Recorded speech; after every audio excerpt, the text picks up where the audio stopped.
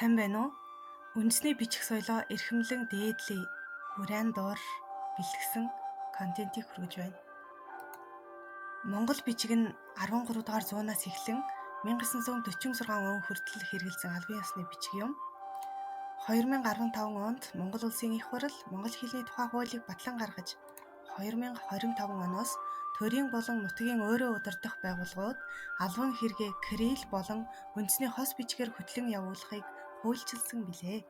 Бусад орны бичигтэй харьцуулахад Монгол бичгийн зурлага тэмдэг цөөхөн хэрнээ харин ямар ч хэлийг дуу авигаар нь галиглан буулгах онцлогтой. Монголчууд дөрвөлжин, тод, соём, багиндраа гэх мэт олон бичиг үсэг хэрэгжилж байсан хэдий ч Монгол бичиг нь дэг, дүрм, хэлбэр, бичлэгийн ур ухаан, нутгийн олон аялгауны авай зүйн онцлогт зохицдог зэрэг цонгомл чанартай. Яруу найрагч Цэ Бавуударжийн Монгол бичгийн онцлогийг маш гоё шүлэглэж бичсэнийг хэсэгчлэн оруулав.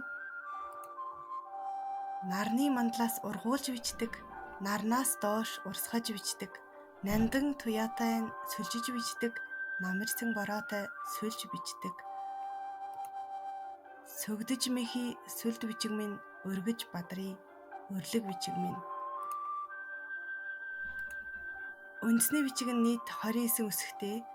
Үсэг үе бүтээх сурлагуудыг тогтоох маш амархан, хүн амьтны биеийн эрхтэнтэй холбон тогтоох боломжтой. Гидс, шилэг, шүд, гизэг, ивэр, дусвал, нум, титэм, нуруу, сүүл орхиц, эдгээр нь үндсэн зурлагууд юм.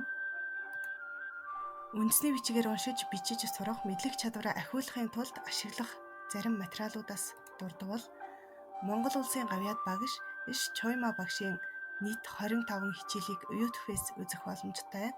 Мөн төрийн албан хаагчдад зориулагдсан Монгол бичгийн гарын авлага номыг хэлний бодлогын үндэсний зөвлөлийн сайтаас татаж авч ашиглах боломжтой. Дараах туйл бичгийг ашиглах хэрэгтэй. Чухал нь өдөр бүр уншиж, бичиж, хэвших хэрэгтэй. Үндэсний бичих соёлоо эрхэмлэн дээдлэе. Created using Powtoon.